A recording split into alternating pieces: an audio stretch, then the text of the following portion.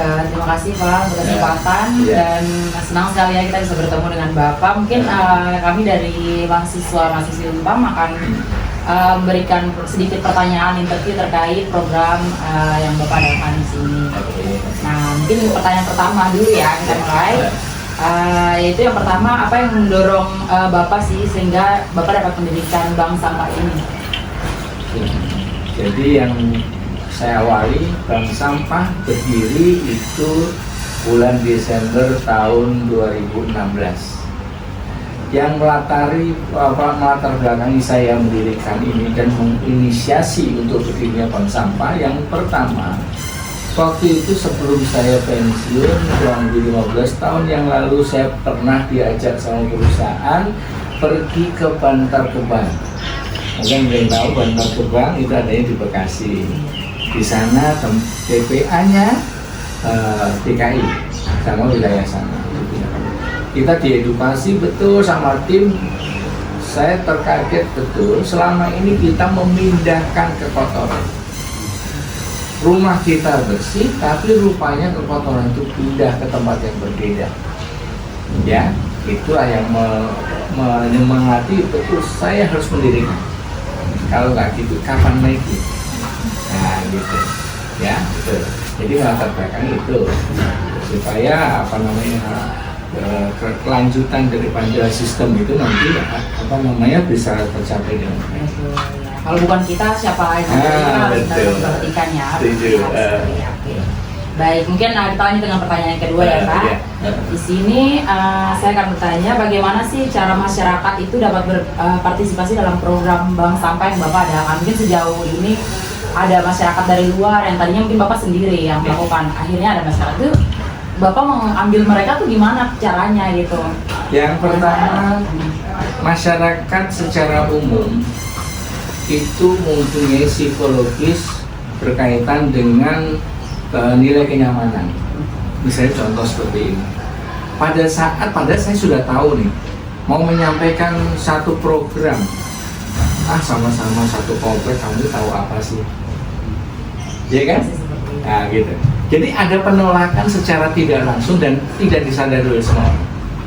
Begitu juga dengan teman sesama mahasiswa, kamu tak padahal di luar dia sudah jam terbangnya sudah sangat tinggi.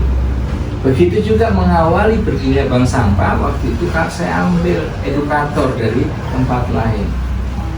Edukator itulah yang memberikan edukasi bagaimana tentang Bank Sampah, ya kan, tata kelola dan sebagainya. Nah, pertama kali 2016 Desember itu kita punya nasabah sebanyak 17 orang, tapi yang namanya total pengurus itu ada 37 orang. Artinya ada lompatan yang luar biasa. Gitu. Edukasi pertama mungkin bisa dilihat bahwa itu tempat-tempat kita edukasi pertama kali. Ya, edukasi pertama di ruangan sebelah sana itu ada fotonya tuh. Itu foto saya. Ya, itu pertama tahun 2016. Ya, edukasi kedua di sini tempat kita penimbangan ini, yang sebelah kanan sendiri bawah. Bukan, bawah kanan. Ya, itu berikutnya. Ya. Sampai seperti itu. Jadi memang pada saat kita menginisiasi program apapun, yang terpenting kita sebagai sebagai yang mengawali program, tidak boleh kita ini setengah-setengah, harus totalitas. Nah, terus yang kedua harus dikerjakan secara profesional. Apa itu profesional? Mengerjakan sesuai dengan tupoksi, sesuai dengan arahan-arahan yang berkaitan dengan program yang akan kita lakukan. Makanya bisa berkelanjutan sampai sekarang. Luar biasa ya Pak. Akhirnya dari edukasi sehingga bisa mencapai bibit-bibit unggul yang sekarang kita bisa lihat ya, ini hasil daripada. Keren sih Pak. Dari 17 nasabah menjadi sekarang 270. Memang loncatan yang sangat signifikan kalau bisa bilangnya. Baik, mungkin saya lanjut ke pertanyaan berikutnya ya Pak. Izin. apa sih yang menjadi tantangan utama yang dihadapi dalam pengelolaan bank sampah sejauh ini yang Bapak jalankan? Mungkin ada tantangan-tantangan? Ya. Yang pertama, tantangan itu sebenarnya kalau saya memposisikan tidak ada tantangan. Karena apa? Sesuatu yang bagi orang tantangan, bagi kita adalah sesuatu kesempatan. Kesempatan untuk melangkah lebih baik. Tapi kalau itu pada akhirnya menurunkan kita punya kemauan, itu yang pada akhirnya banyak sekali ngapain sih yang ngurusin bank sampah? Ya enggak? Mendingan saya ngurusin diri sendiri, ya kan? Bisnis saya dan sebagainya. Nah, jadi tantangan terbesar itu mengolah hati kita sendiri. Nah, nafsu kita sendiri. Gitu. Jadi kita harus aware juga ya lingkungan yang pastinya lingkungan, karena memang lingkungan tuh penting juga ya. Betul. Sangat penting bukan untuk orang lain tapi untuk diri kita juga. Dengan lingkungan yang nyaman kita juga bisa lebih sehat, lebih nyaman gitu kan. Jadi kita memang itu sih pentingnya aware terhadap kondisi sekitar, terutama lingkungan itu juga sangat penting. Yang harus kita sadari betul, perilaku orang itu adalah cermin diri kita. Kenapa orang itu kok jealous sama saya? Kenapa kita edukasi kok dia selalu menolak? Oh, berarti saya belum dekat dengan dia. Oh, saya belum pernah melihat tahu lebih jauh tentang apa yang menjadi permasalahan keluarganya dia. Dari sini juga pentingnya pendekatan ya. Ya, benar, secara personal. Ya, baik. Nah, kalau untuk sejauh ini bagaimana sih Pak dari bank sampah ini mengatasi sampah yang mungkin ada beberapa sampah yang sulit untuk didaur ulang nggak? Ya, jadi satu hal yang perlu dipahami adalah sampah itu sendiri ada terdiri dari dua jenis, organik dan anorganik. Sampah terbesar dalam siklus kita, keseharian kita terbesarnya adalah organik. Kalau anorganik yang mempunyai nilai jual itu menduduki kurang lebih 30%. Lainnya sisanya residu. Residu itu sampah yang tidak bisa diolah kembali. Ya. Jadi ya, apa itu residu? Ya sebagai contoh yang sederhana adalah misalnya contoh pecahan daripada keramik. Kalau pecahan kaca bisa. Nah, itu salah satunya itu. Jadi memang pada akhirnya jenis itu yang harus dipahami betul. Iya Pak, silakan lanjut. Apa harapan Bapak untuk meningkatkan kesadaran masyarakat terhadap pentingnya pengelolaan sampah secara berkelanjutan sih Pak? Ya, yang pertama adalah kita harus punya konsep. Meskipun hanya sebatas bank sampah, kita harus punya konsep kedepannya kita mau seperti apa. Yang pertama dan utama itu kita harus mencanangkan namanya gerakan edukasi. Bulan November, Desember kita mengedukasi dalam tempo 3 pekan. Ya, 3 minggu kita mencoba mengedukasi 1000 orang tua. Mulai dari anak kecil, dewasa, ibu rumah tangga, bapak-bapak, sama pemuda. Kenapa edukasi itu begitu penting? Supaya orang tersadarkan. Jadi kita betul-betul masif dan kita kedatangan sekian banyak tamu itu memang masif untuk kita berikan edukasi. Ya, jadi itu yang melatar belakangi, sehingga dengan edukasi itu dia akan tahu, oh sampah saya ini masih punya nilai jual. Oh sampah saya itu sudah seharusnya nanti bisa kita kelola. Contoh yang sederhana, organik kan bisa jadi kompos, ya kan? Terus bisa nanti bisa juga kalau ininya organiknya tadi itu dari kulit apa namanya buah, nanti bisa menjadi ekoenzim yang dibuang di sungai itu kan untuk menetralisir racun. Nah, cara buatnya kan nanti bisa menjadi mama enzim. Bukan apa untuk kosmetik. Jadi ekoenzim bisa untuk untuk sabun mandi, bisa untuk bikin parfum, bisa dan sebagainya. Biasa. Nah, gitu ya. Keren ya Pak. Kalau yang non organik dan kita seperti ini ya contohnya. Ini contohnya. Ini dari kantong plastik loh ini. Kantong kresek yang kita setrika. Oh, disetrika dulu. Disetrika. Jadi ada sekian lapis, ada 5 lapis, kita setrika. Kalau ini dari bungkus kopi. Iya.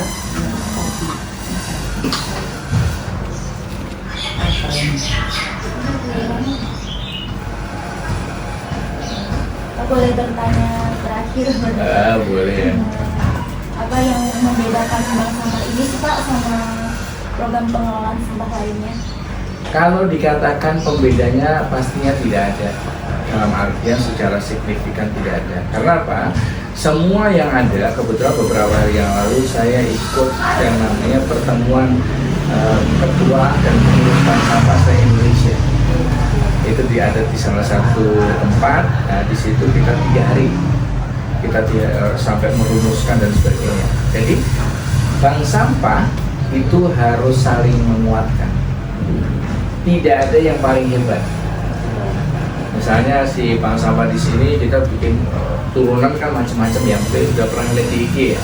Iya. Turunan lah. Itu yang kita lakukan.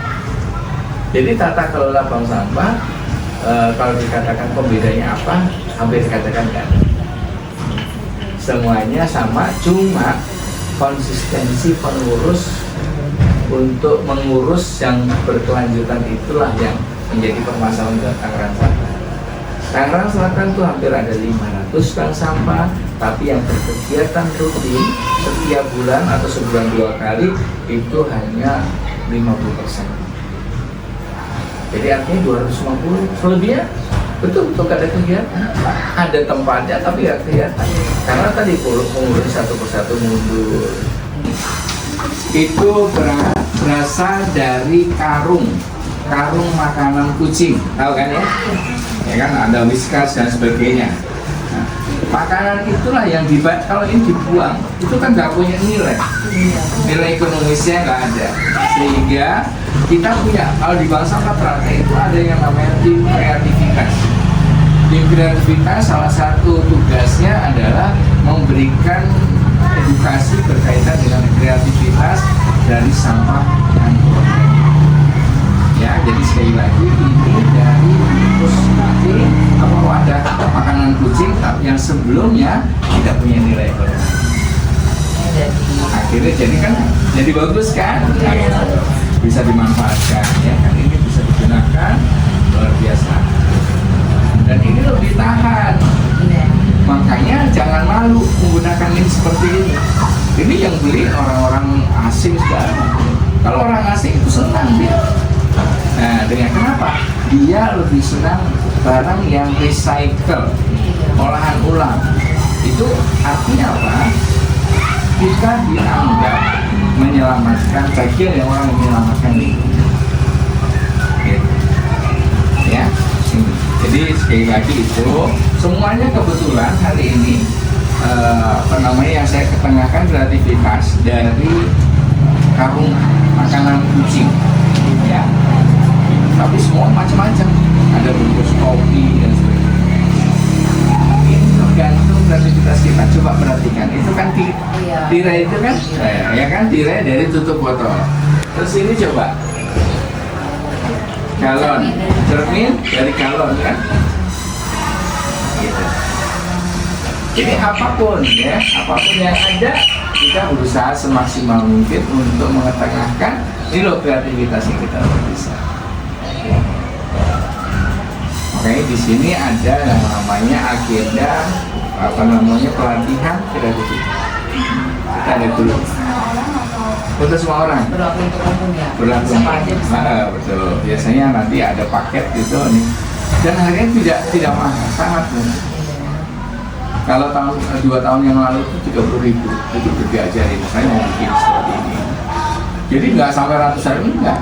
Pokoknya di sini sangat murah sekali. Ini juga masuk dalam proses pembelajaran kita diajar cara bikin ini. Cara bikin, gitu. Itu 2 tahun yang lalu segitu ya. Tapi saya nggak tahu sekarang mungkin paling naik itu juga nggak banyak. Kalau untuk di tempatnya Bapak nih bikin nggak untuk tim kreativitas sendiri? Untuk apa? Buat kayak bayang gini. Oh ada, jadi ada. kalau contoh gini, kalau seandainya nanti sudah masuk tim kreativitas kami dan sudah pernah belajar, suatu saat misalnya nih perusahaan mau menghadiahkan barang seperti ini, tempat pensil sebanyak 1.000, kalau dibuat dari tim kita sendiri kan nggak mungkin. Yang sudah belajar expert udah, bahkan ada satu orang dapat 4 juta dari dia melakukan itu. Gitu. Jadi jangan dianggap remeh, karena sekali lagi apa yang kita pandang remeh itu sesungguhnya sesuatu yang luar biasa.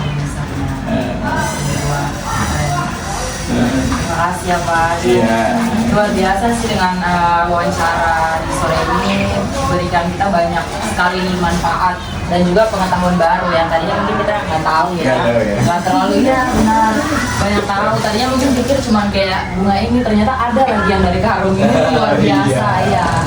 Ini menjadi apa tambahan ilmu wawasan untuk kita yang mau ke depan, dengan harapan juga ya kita sebagai anak muda apalagi bisa lebih aware terhadap lingkungan, terhadap bumi, cintai bumi, itu yang paling penting ya. Dan mungkin terakhir sih mau kasih minta dari Bapak kesan dan pesan. Oke.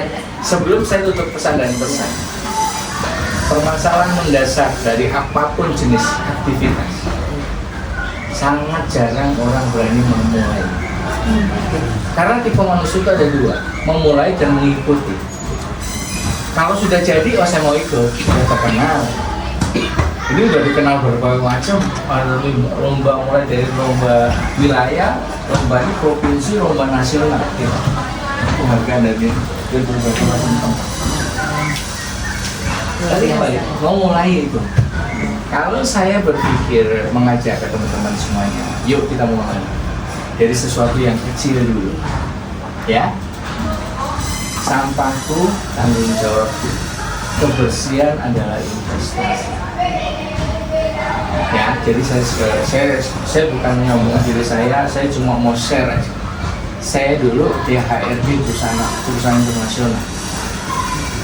Itu yang kita lihat, pelamar itu, baik lulusan S1 S2 adalah seberapa dia concern berarti.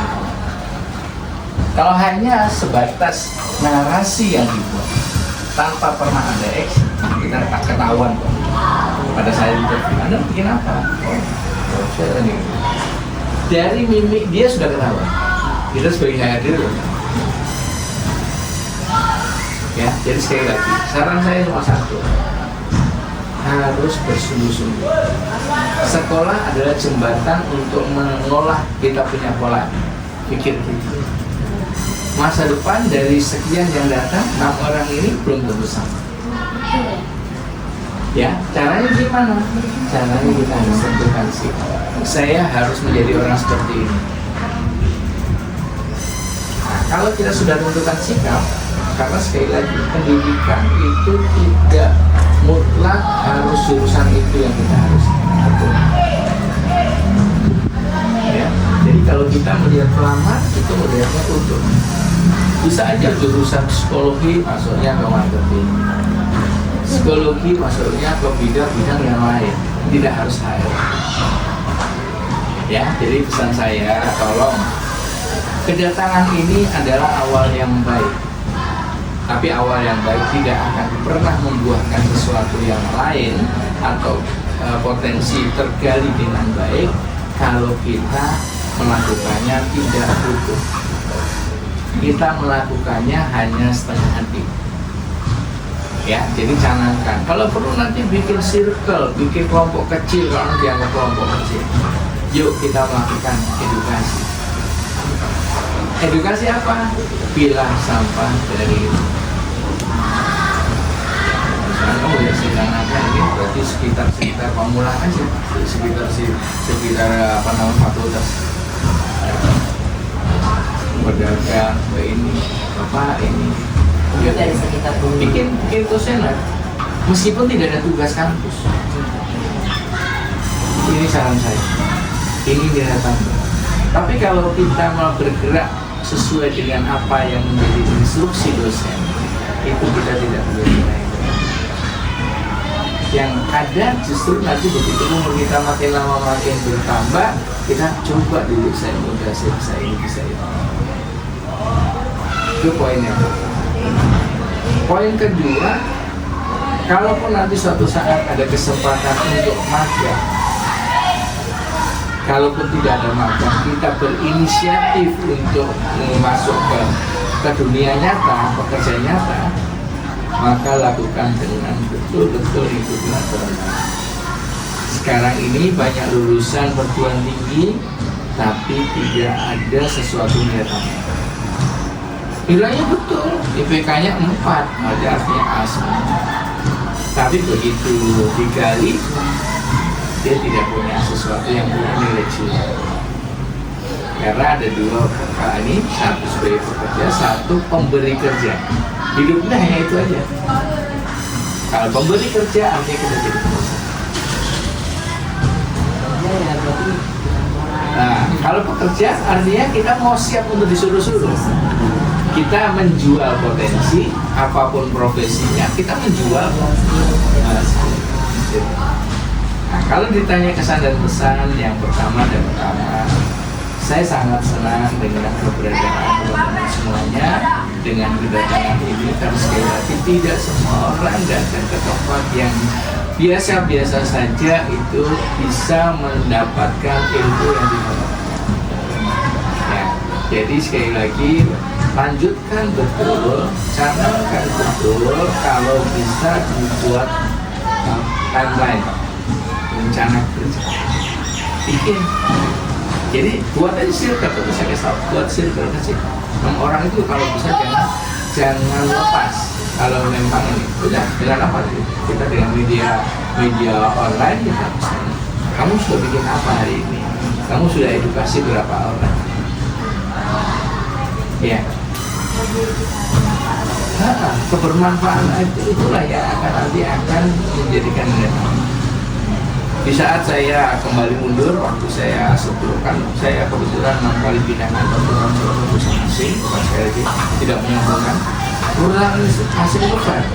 Suatu saat saya pernah bekerja secara sosial di lembaga yatim piatu, mengelola anak jalanan dan sebagainya, perusahaan Amerika.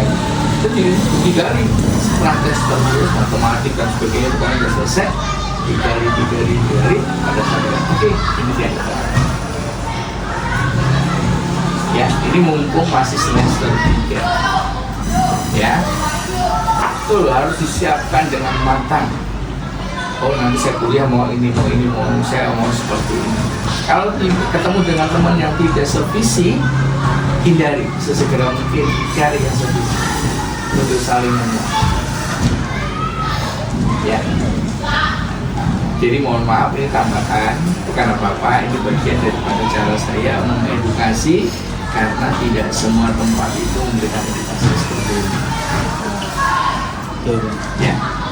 Ada yang mau tanyakan, tanya bebas aja nggak apa-apa, itu dimatiin juga nggak apa-apa. Tanya bebas aja, ngobrol.